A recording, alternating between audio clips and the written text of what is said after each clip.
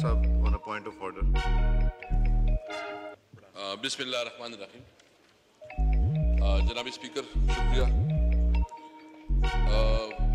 सबसे पहले तो मैं आज जो हमारे चेयरमैन बैरिस्टर गौहर और अपोजिशन लीडर और दीगर MNAs के खिलाफ जो है ना इस्लामाबाद में दफ़ा 144 के नाम से जो पर्चे काटे गए हैं, तो मैं सिर्फ ये पूछना चाहता हूँ आपके तवज्जो से हुकूमत से कि क्या इस मुल्क में बुनियादी इंसानी हुकूक मातल है? क्या इस वक्त इस मुल्क में जमहूरी इदारे काम कर रहे हैं या मार्शल लॉ है? अगर जलसे जुलूस आप नहीं कर सकते, आप अपनी नुक्ता नज़र नहीं पेश कर सकते, तो इसको आप क्या कहते हैं? मैं इसकी भरपूर मजम्मत करता हूँ कि जिस तरह इस्लामाबाद में या पंजाब में जितनी भी इलाकों में एक पुरअमन एहतजाज किया जा रहा था और उस पुरअमन एहतजाज की बुनियाद पे जो है ना पर्चे हुए हैं, तो मैं सिर्फ ये पूछना चाहता हूं कि बताया जाए कि या तो आइन मातल है, बताया जाए कि मुल्क में कोई कानून नहीं, कोई आइन और कानून नहीं है, जंगल का कानून है, जिसके पास ताकत है वो इस मुल्क का सब कुछ करेगा। यानी मुझे अफसोस ये है कि जब तहरीक इंसाफ कोई जलसा करती है, जब कोई प्रोग्राम करती है, तो वहां दफा 144 लगाती है। मैं पूछना चाहता हूं, ला मिनिस्टर साहब भी इधर बैठे हैं, आप बताएं कि दफा 144 और फिर आप जो है ना, मुझे बताया गया जो असेंबली की रूल्स हैं, स्पीकर साहब मैं ये पूछना चाहता हूं कि असेंबली की रूल्स हैं कि जब किसी MNA को गिरफ्तार किया जाएगा तो सबसे पहले स्पीकर से इजाजत दी जाएगी। तो पंजाब में जो हमारे MNAs को गिरफ्तार किया गया था, क्या आपके नोटिस में लाया गया? क्या आपसे पूछा गया? क्या इस असेंबली का, क्या ये असेंबली इस तरह चलेगी? उसकी बुनियादी वजह यह है कि स्पीकर साहब आपके ऊपर ज्यादा रिस्पांसिबिलिटी आती है। जब हमारे अपोजिशन लीडर और MNAs को गेट पे रोका गया, उस वक्त आपको इसके ऊपर भरपूर एक्शन लेना चाहिए था।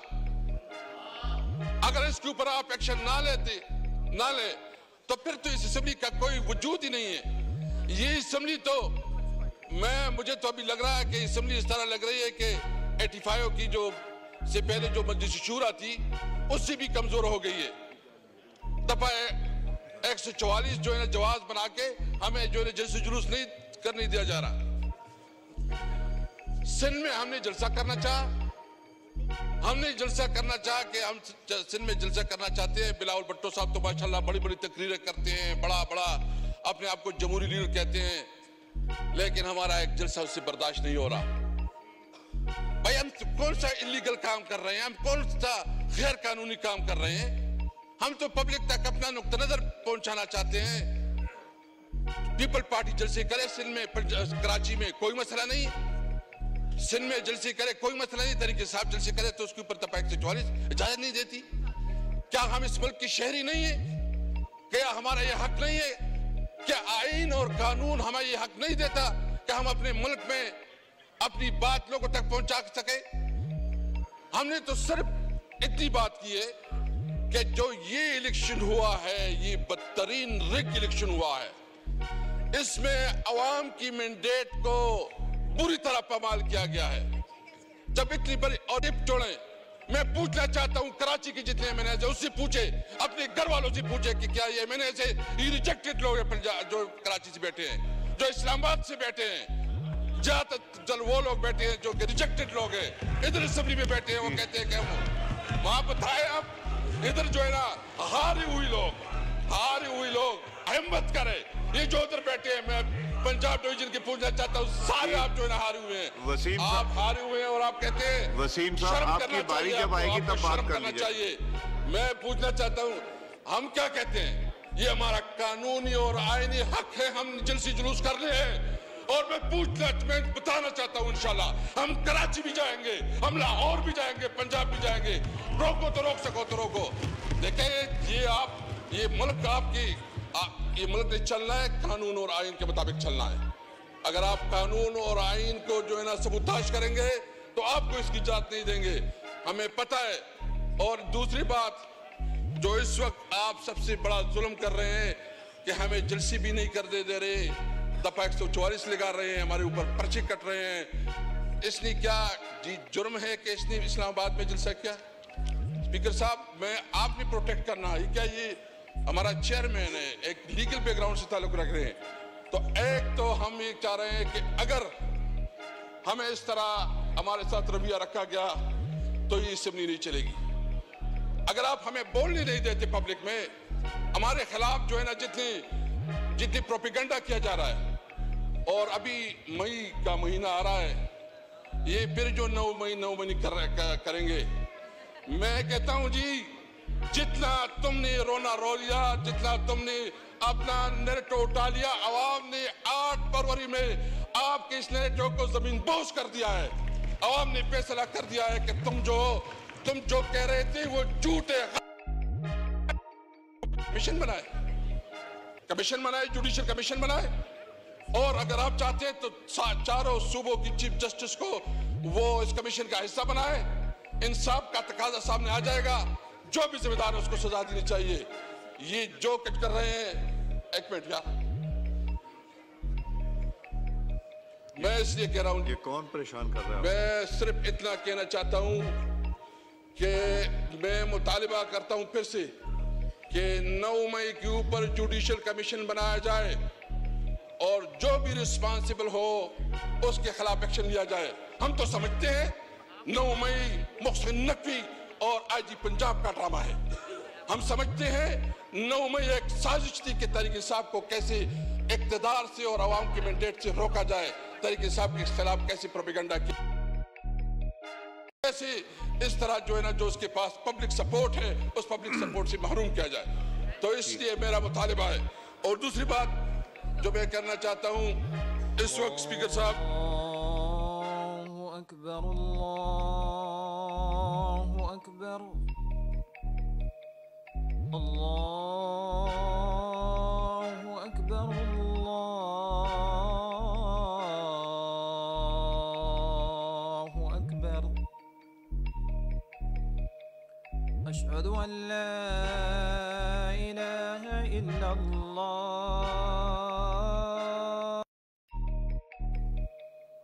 अशहदु अन ला इलाहा इल्लल्लाह,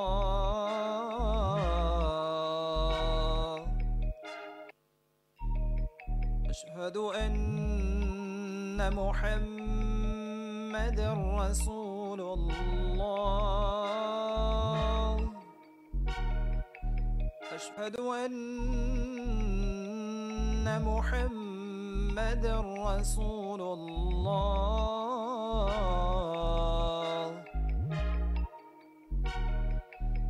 हय्या अलस सलाह,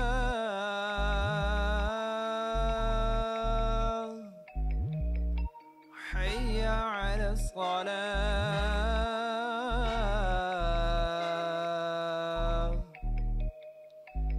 हय्या अलल फलाह,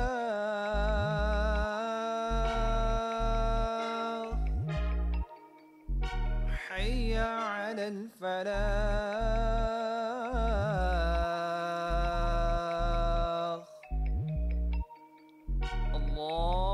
अल्लाहु अकबर, अल्लाहु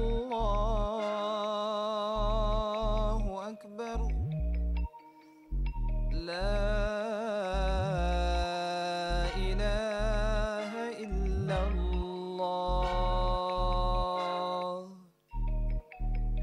जी असद साहब। जी शुक्रिया स्पीकर साहब। हम चाहते हैं कि पार्लियामेंट मजबूत हो। हम चाहते हैं कि तमाम ताकत का सरचश्मा अवाम है, जो पीपल पार्टी कहती थी, और उसके नुमाइंदे यहाँ इस असेंबली में बैठे हैं। तो हम पार्लियामेंट को मजबूत देखना चाहते हैं। हम चाहते हैं कि मुल्क में कानून और आइन की अमलदारी हो। हम चाहते हैं कि मुल्क में आइन बालदस्त हो। हम चाहते हैं कि मुल्क में कानून की हुक्मरानी हो। हम चाहते हैं कि आजाद अदलिया हो।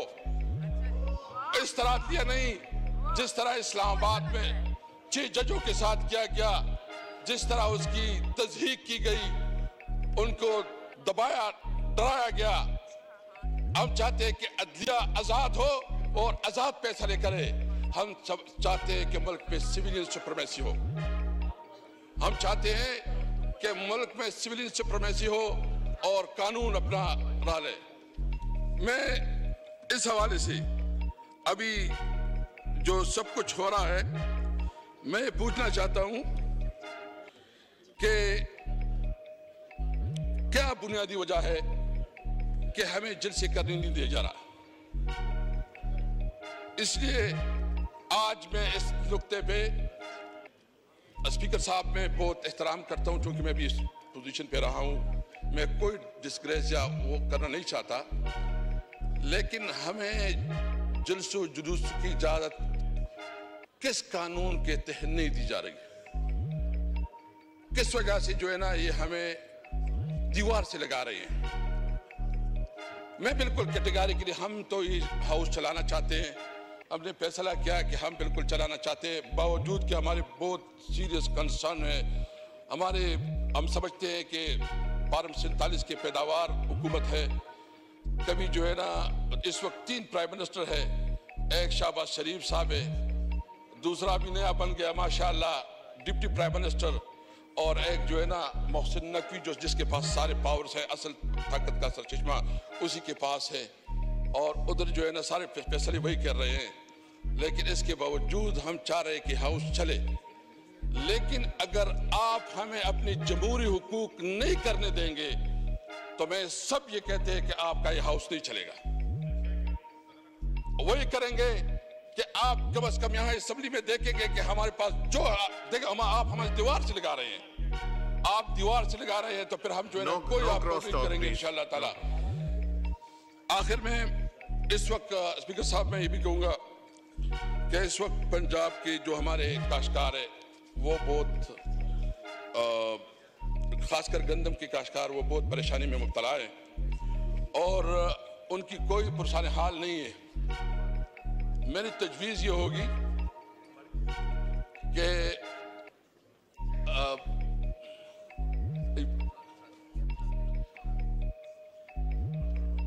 मेरी तजवीज़ ये होगी, आपको याद होगा तो हमने एक बड़ी एग्रीकल्चर कमेटी बनाई थी। जब इस किस्म की फैसले होती थी तो हम इस हाउस को इत्तेमाद में लेते थे और इस हाउस का फैसला फिर हम भेजते थे और उसको आदत भी किया जाता था। इस वक्त गन्नम का बहुत बड़ा क्राइसिस है, किसान परेशान है। मेरा मुतालिबा होगा कि एक दिन पूरा बल्कि 1-2 दिन इसके ऊपर पूरा डिबेट के लिए मौका दिया जाए ताकि उसके ऊपर पूरा डिस्कशन हो। और मैं आज यहाँ से अपनी पार्टी की तरफ से ऐलान करता हूँ कि जो पंजाब के किसान इस वक्त परेशान हैं, हम इंशाअल्लाह भरपूर तरीके से उस एहतजाज में शामिल होंगे, उनके साथ होंगे। मैं अपने तमाम MNS से रिक्वेस्ट करता हूँ कि इनके एहतजाज में बैठे, उनके पास जाएं, उनकी आवाज़ उठाएं और हम इंशाअल्लाह अपने काश्तकारों को, जो गंदम के काश्तकार है, उसको जो इंशाअल्लाह ताला अकेले नहीं छोड़ेंगे। शुक्रिया, thank you so much. Asad साहब, इसमें ये पहले भी हमारे ऑनरेबल कोलीग्स ने दोनों साइडों से ये बात की है गंदम के हवाले से। आज मैंने राना तनवीर साहब को फ़ोन भी किया था और वो मेरा ख्याल है पास्को से ही मीटिंग करके तो यहाँ तशरीफ़ लाएंगे। जब वो आएंगे तो हम उनसे पूछ भी लेंगे। जी कादिर पटेल साहब, point of order. Thank you sir, बहुत शुक्रिया आपका। जो गुफ्तगू हुई उसी के तनाजुर में मैं चंद गुजारिशात पेश करना चाहूँगा। आपकी तवस्सुत से मैं पैगाम देना चाहूँगा अपने इंतहाई मोतबर साबिक स्पीकर साहब को, जिन्होंने चंद सवालात उठाए और बार बार ये जोर दिया कि किस कानून के तहत हमें फ़लाँ चीज़ की इजाज़त नहीं दी जा रही। तो मैं ये अर्ज़ करूँगा कि जनाब, ये वही कानून है जब हम आपके दफ्तर के बाहर सारी रात बैठे रहते थे बशमूल ख़वातीन के, और प्रोडक्शन आर्डर जारी नहीं होता था। आप पिछले दरवाजे से निकलकर चले जाते थे, हमें पता चलता था स्पीकर साहब चले गए। ये शायद उसी तरह का कोई कानून हो, या ये उसी तरह का शायद कोई कानून होगा कि हमारी अमेंडमेंट्स जमा होती थी, 40-40 दिन बिल एक दिन में पास हो जाते थे। अमेंडमेंट को पहली बार रोंदा गया, जमाशुदा अमेंडमेंट्स को।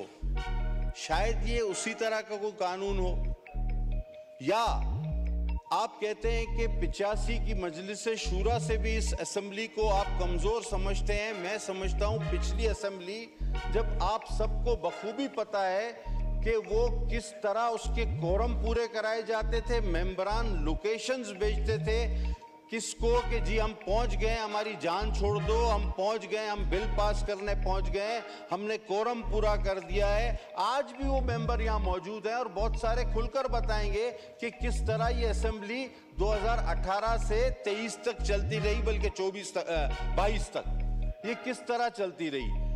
लेकिन मुझे इस पर कोई एतराज ना होता कि गिला किया जाता हुकूमत सिंध से। अब मुझे नहीं पता कि वो क्या मसला है, लेकिन आपने नाम लिया हमारे पार्टी चेयरमैन का, जिनका ना कोई इजाजत देने से ताल्लुक, ना कोई जलसे के हवाले से उनका कोई एतराज। वो एक पार्टी चेयरमैन है, गवर्नमेंट अलग चीज है, पार्टी चेयरमैन अलग चीज है। और जनाब, आपको कोई इजाजत कैसे नहीं देगा? आप तो तैयारी कर रहे हैं कि जेल पर हमला करके अपने चेयरमैन को वहां से छुड़ाएंगे।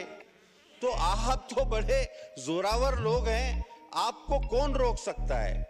बाकी आपने रिवायतन कराची वालों से एक, मेरे ख्याल में शायद नफरत का जो एक रिवायती इजहार है वो किया। देखें, हम भी आपके भाई हैं, आप लोग इलेक्शन जीते हैं, तो आप ये मत समझें कि सिर्फ इलेक्शन केपी में हो रहा था।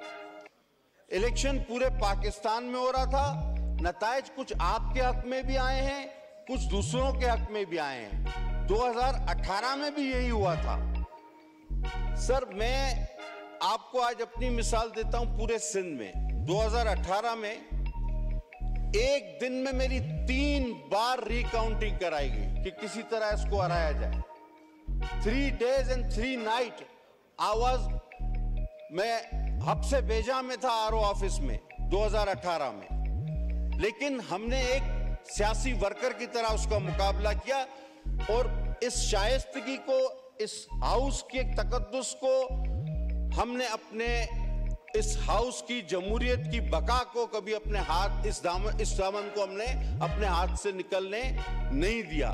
लेकिन आज जो हम देख रहे हैं, जिस तरह एहतजाज होते हैं, होने भी चाहिए, हमने भी किए हैं। मैंने एक बार एक जसारत की थी, शायद कुछ यादें माजी भी आ जाए जो कि अजाब ही है। मैंने जसारत की थी, मैंने अप्रोच किया था। मैं हमेशा पूछकर अप्रोच करता हूं कि मैं I approach speaker, mister speaker, जो आपके साथ भी करता हूं। मैंने इन्हीं साहब को एक बार कहा था, मैंने कहा आपका नाम तारीख में लिखा जाएगा।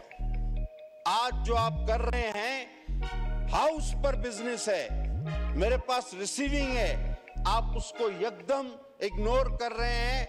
आप तारीख में लिखे जाएंगे कि इस तरह भी इस हाउस में हुआ है। ये मैंने अप्रोच करके कहा है। अब इसके लिए हल्फ मैं भी उठाने को तैयार हूं, हल्फ सामने वाला भी उठाए कि ये बात मैंने की थी या नहीं की थी, कि तारीख में ये बदतरीन मिसाल साबित होगी। लेकिन हम आज फिर ये चाहते हैं कि इस हाउस का तकद्दुस बहाल हो। हम और आप मिलके इस मुल्क की मुश्किलात में कमी करें, हम और आप मिलके इस मुश्किलात का सामना करें। तमाम इख्तिलाफात के बावजूद हर पार्टी ये कहती है कि फला जगह मैं जीता हुआ हूं, फला जगह मैं जीता हुआ हूं, फला जगह मैं जीता हुआ हूं। अब आप अगर ये समझते हैं कि सारी जगहों पर आप जीते हुए हैं, तो फिर आप ऐसा करें मेरे भाई कि आप की सारी सीटों पर अपने लोग बिठा दें, और जो आपका एक ख्याल था प्रेसिडेंशियल फॉर्म ऑफ गवर्नमेंट या अमीरुल मोमिनीन को लाने का, कि जिसके लिए आप इस्लामी टच और इस्लामी टच की बातें कर रहे थे, वो आप कर लें। देखिए, 4 साल में आपको इतना ज्यादा हमेशा एडवांटेज मिला, हमेशा मौका मिला, हमेशा आपके साथ ताउन हुआ। हर एजेंसी का, हर ताकतवर इदारे का आपको कोरम पूरे करके दिए, मैंने कहा ना, लेकिन उस 4 साल में आपने करोड़ों नौकरियां दे दी, लाखों घर बना दिए, हजारों डैम बना दिए। तो जनाब इस मुल्क के अवाम भी इतने कचजहन नहीं जितने आप समझते हैं। आप अपनी रिवायात को अगर थोड़ी देर के लिए याद करें, 5 मिनट के लिए, तो बखुदा आपको ये हाउस और आप स्पीकर साहब जिस तरह इस हाउस का तकद्दुस बरकरार रखने की कोशिश करते हैं, पूरा मौका देते हैं वहां पर। हालांकि मैं ये सोचता हूं कि इनके दरमियान तो कुरान अंदाजी होनी चाहिए, क्योंकि एक कहता है मैं लीडर ऑफ अपोजिशन हूं, मैं बात करूंगा, ठीक है भाई। एक साहब कहते हैं मैं पार्टी चेयरमैन हूं, मैं बात करूंगा, वो भी ठीक है। एक कहते हैं मैं साबिक स्पीकर हूं, मैं उस कैपेसिटी में बात करूंगा। अच्छा भाई, और पार्टी का जो नाम है, और पार्टी का जो नाम है वो है सुन्नी इत्तेहाद कौंसिल। उस बेचारे को तो बात करने ही किसी ने नहीं दिया, उसके चेयरमैन को, उनको तो कोई पूछता ही नहीं है। अभी मैं ये हैरान हूं कि ये पार्टी कौन सी है। अच्छा, अब आपको एक सर मजेदार बात बताऊं। हमारे इस नए चेयरमैन साहब ने एक बात की। अब हमारे नए चेयरमैन साहब, मुझे बड़ा एहतराम है उनका, एक बात की, उन्होंने कहा कि सर मैंने इंटरप्ट नहीं किया, मुझे बात करने दिया सर, मुझे बात करने दिया। हमारे नए चेयरमैन साहब ने एक बड़ी जबरदस्त बात की अपनी एक तकरीर में, मुझे बड़ी पसंद आई। हमारे चेयरमैन साहब ने कहा, नए चेयरमैन साहब ने, दोनों चेयरमैन है, मतलब उनके चेयरमैन एक ही बात है, बड़े भाई हमारे, उन्होंने कहा कि मुझे पसंद थी जमात इस्लामी और एमक्यूएम, ओके, लेकिन इलेक्शन लड़ा इन्होंने पीपल्स पार्टी के टिकट पे, चेयरमैन, और फिर गए ये पीटीआई में, चेयरमैन बने पीटीआई के और शामिल हो गए सुन्नी इत्तेहाद कौंसिल। ये तो पूरा अलजबरा का सवाल है सर। अगर इसको छाप दिया जाए तो स्टूडेंट फेल हो जाएगा। आप ये मतलब कहां से ये बातें आ रही हैं?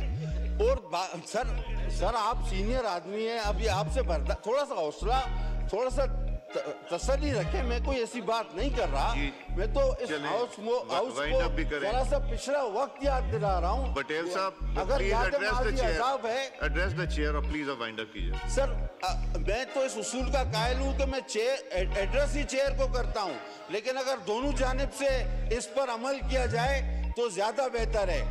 हकीकत बात यह है सर, हकीकत बात यह है कि इस वक्त जो हालात है ना, वो मैं आपको तुफैल न्याजी की जुबान में अगर बयान कर दूं, वो कहते हैं कुछ शौक दी यार फकीरी दा, कुछ शौक सी यार फकीरी दा, कुछ इश्क ने दर्दल रोल दिता, कुछ दुश्मन का कुछ का कसर ना छोड़ी सी, कुछ जहर रकीबा गोल दिता, कुछ अभी करता हूं, वो कुछ जहर रकीबा रोल दिता, कुछ सड़ गई किस्मत बदकिस्मत दी, कुछ यार जुदाई विच रोल दिता, कुछ होंज भी गलियां औखियां सन, कुछ गल विच गमादा तोक भी सी, कुछ शहर के लोग भी जालिम सन, कुछ सानू मरण दा शौक भी सी। ये हालत है इनकी इस वक्त। जी शुक्रिया। मेरे लिए असद कैसर साहब काबिल एहतराम हैं, फॉर्मर स्पीकर हैं, और उमर अयूब साहब लीडर ऑफ द अपोजिशन, आप सब काबिल एहतराम है मेरे लिए। मौलाना फजलुर रहमान साहब ji, point of personal explanation, point of on 1 minute अपना मैं सिर्फ इतना कहना, अफरीदी साहब आपका तो नाम ही नहीं उन्होंने लिस्ट में दिया मुझे। ये जान के आपसे साजिश करते हैं। नहीं, ये देखें मुझे लिस्ट दी, आमिर डोगर साहब किधर हैं? जैन, ये प्लीज लें। ये जान के आपका नाम नहीं लिखते। मेरे पास ये कागज है, ये देखें आपकी पार्टी ने क्या लिख के दिया। जैन साहब लिख के दिया, अपडेट कर जी। असद कैसर साहब, ये मुअज़्ज़ज़ मेंबर ने जो बात की है, इसने बिल्कुल गलत तौर पर आज जो है ना आपके सामने बात रखी है। ये सेक्रेटरीट इस बात की सारा रिकॉर्ड आपके पास मौजूद है। मैं सिर्फ चैलेंज कर, प्लीज आबिद खान साहब प्लीज। वो ऊपर मैंने लिखा है। मैं सिर्फ ये अभी लिखा है इसलिए कि आप लोगों ने नाम नहीं लिखा था। ये किस जगह पे रखना है, किस तो जो सीरियल चाहिए नंबर स्पीकर साहब की पे? ऊपर दे दो, ऊपर दे दो। ओके जी जी नहीं चेयरमैन साहब नहीं, इनका अफरीदी साहब का। आप प्लीज इनसे कहीं लिख दें यहाँ पे किस जगह पे बोलना है आपने। जी जी मैं सिर्फ इतना कहना चाहता हूं, रिकॉर्ड आपके पास मौजूद है। मैं चैलेंज करके कहता हूं कि जितने प्रोटेक्शन ऑर्डर मेरे दौर में इशू हुए हैं पूरी तारीख में देख ले कितने हुए हैं। सेनेट में आपका इस वक्त चेयरमैन है, हमारे लोग जो है ना इस वक्त जेलों में हैं, सेनेटर चेयरमैन जेल में है। बताए जरूरत करे कम से कम उसकी प्रोटेक्शन ऑर्डर इशू करवाए।